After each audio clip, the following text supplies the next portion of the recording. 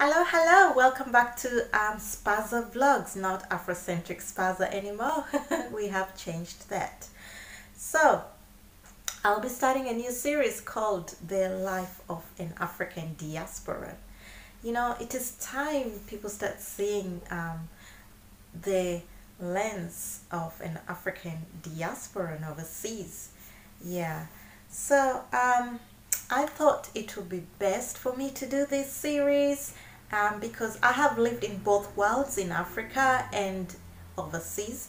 Um, yeah, I grew up overseas and I grew up in Africa, even though that is the most difficult time, and you have experienced both worlds trying to balance the two cultures while still maintaining your one, you know, not getting too lost and too distracted or all those things. But anyways, yeah, it's just life, isn't it?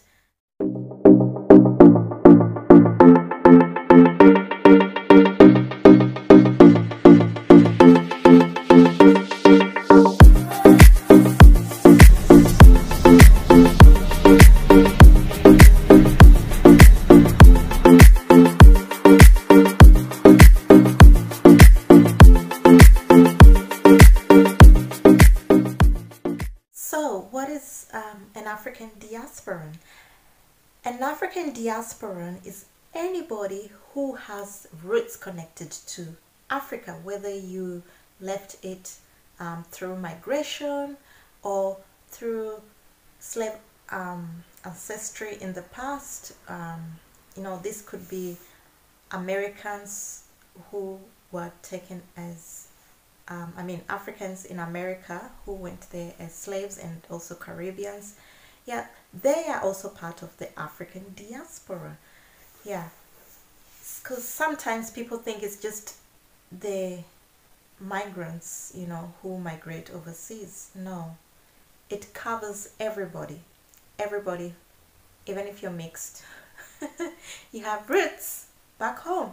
So be happy about it. So in today's video, I will focus on the life of an African diasporan bred child, especially the ones who experienced or grew up in Africa and then later came overseas, and yeah, having to now starting to adjust to new cultures and new ways of doing things. Yeah, you know, while you're still growing up. It is a struggle, especially when you're now a minority in a new society. Yeah. So some of the challenges we face as African diasporan bred children who have lived in Africa is very different from the ones who came here, let's say, under 10 years, because they're still children. Yeah, and at that time they really cannot travel alone other than just, you know, walk to school and come back, or yeah. So they've not really experienced life in Africa compared to somebody who is 10 years and above. Yeah, so there are challenges we face, and I believe that it's good to discuss these things because, you know, it will help other people there who are going to migrate overseas with their children, you know, who are above 10 years, and just how to ease these things. And don't think you're the only one being attacked. And it's also good for adults to listen, even parents. You know, you will know how to help your children. Yeah, and even if you are not born in Africa, or you know, you came here at a young age, you came overseas at a young age, and you know, or you are very how can I say you're an African diasporan from many, many generations, or from the slave history. Yeah, it's still good to hear, because maybe you're married to one, or even you are another race married to an African. These challenges are usually quite similar, but it's good. It's good to learn, isn't it? Yeah. What are some of the challenges an African diasporan bred child faces overseas? Social hardships. Yeah, social hardships at school. Um, and you would also expect challenges from your own culture, is by how they stigmatize you, not um, blending enough with the new culture, um, and at the same time they might be saying you're too this, potato, or you're half-baked potato. Yeah, which sometimes you're not, maybe because of how you speak, you know and sometimes they just think you're showing off, which is not true sometimes. Yeah, so these are some of the challenges we face as African diaspora bred children. Another thing is when you're trying to find a marriage partner, especially women. Oh dear, we face a lot of challenges, a lot of stigmatization and stereotypes of how we should be like, and yeah. So let's start with the number one. The first one is social hardships. Yeah, how to make friends at school will be challenging, especially if you're an introvert. It will be. If you're an extrovert, it will be very easy, But for me, from my experience, it was, it took me a while, because I'm naturally an introvert. So I took a while to make friends. And I think for me, even my introvertness was at a very high scale because of the past trauma I faced in my childhood. Yeah, back in Africa, which I will talk about in this channel, but not under diaspora bread. Yeah, so keep staying tuned, click the notification bell, subscribe, so you will know when I talk about it. Yeah, but making friends can take time if you're an introvert, because sometimes they're not used to you. And before I go further, this might not really apply to Africans. The social hardships might not really apply to Africans in America or Europe, where there's a high population of Africans. Yeah, but if you're living in smaller towns in America or Europe, there it could apply. And the southern hemisphere, Australia, New Zealand, yeah, places where there's still a low population of Africans overseas, yeah, it will be a challenge. Yeah. So how to combat social hardships, how to overcome them? You can join sports clubs, youth groups. Yeah, that's how to do them. Even school groups, they have clubs in schools.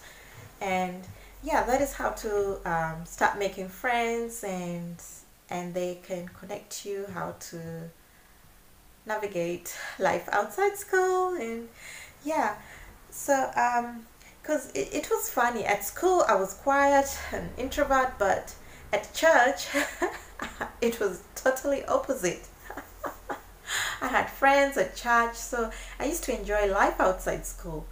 Yeah, not that I hated school, but I tend to really take my time to know people in large gatherings.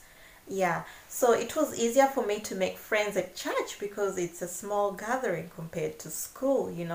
Yeah, so that is how those are the characteristics of introverts. You just have to understand.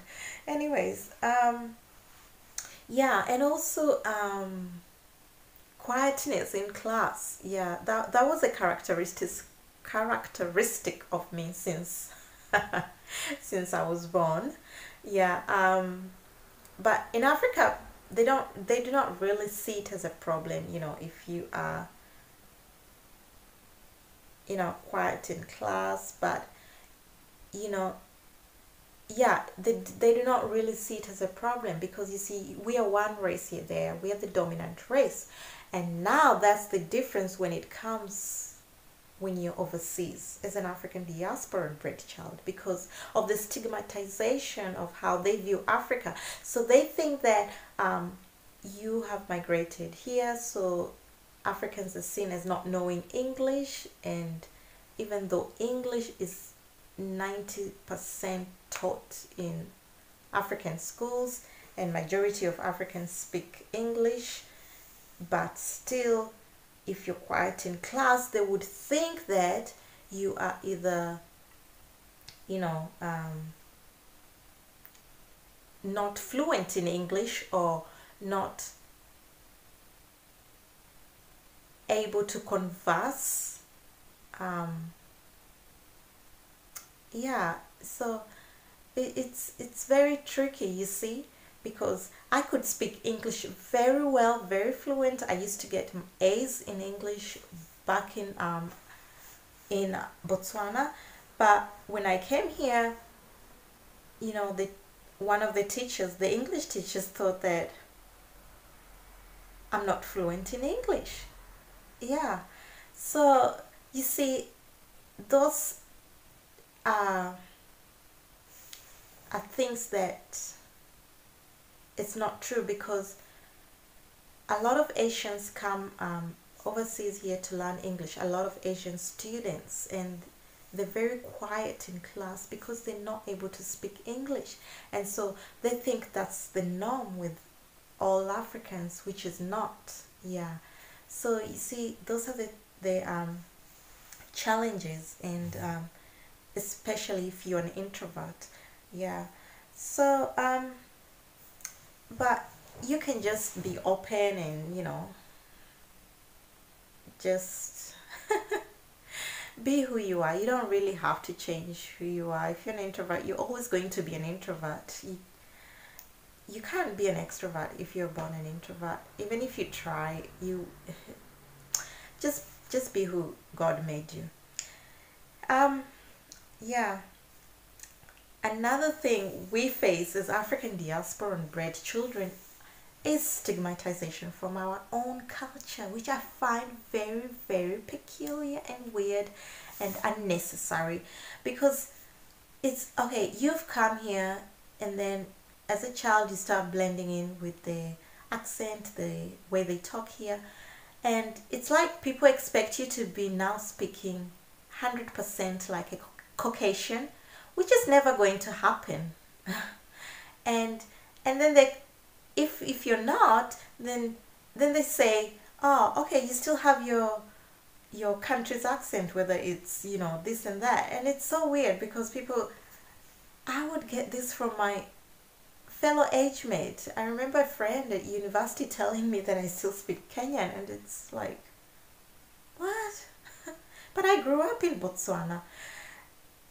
It's like, and why is it even necessary? Like, why do we stigmatize ourselves because of these things? Why is it necessary? English is not our first language. Like, we're not going to get an Olympic medal for who speaks like a Caucasian. It's unnecessary. And yeah, so these are the challenges we should stop stigmatizing among ourselves in our own culture. Yeah, and because it just happens naturally, and and and nobody's perfect. Yeah, anyway, so, and yeah, it's a matter of integration. Yeah, um and I don't know why it really bothers people.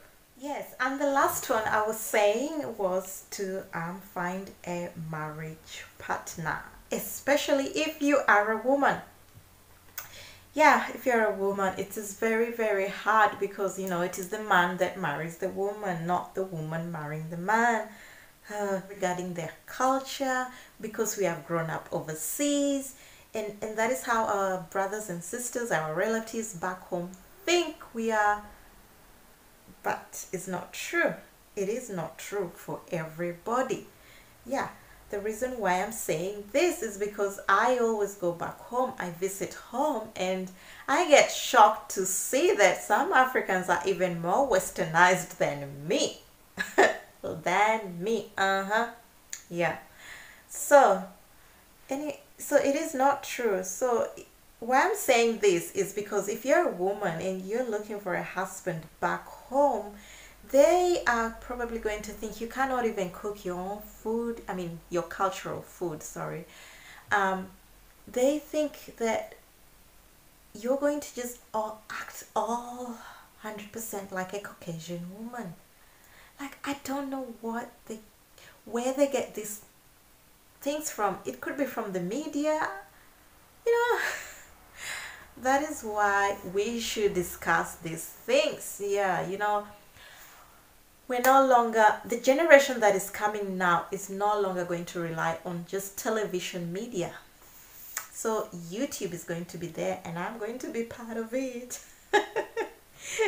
Anyway, it's so ironic because I even would hear this from friends. You are dating an African man who grew up in Africa, and you're discussing marriage, and in the African culture, majority still do bride price. So it's just like a way of saying thank you, and it's just culture, it's just the norms. Some people still follow it. Yeah. Anyways, so they ridicule you. Like, why is it necessary to to pay that? And it's not like they're asking millions, okay? So stop bothering somebody. If you don't want to do it, move on to the next person. And yeah, and if you're the woman, move on to the next person. I hope you enjoyed this episode. So stay tuned for the next episode. The next episode I'll be talking about, no, I will not say. You just stay tuned, subscribe, share. Yeah, asanteni sana kuangalia. Kwaheri.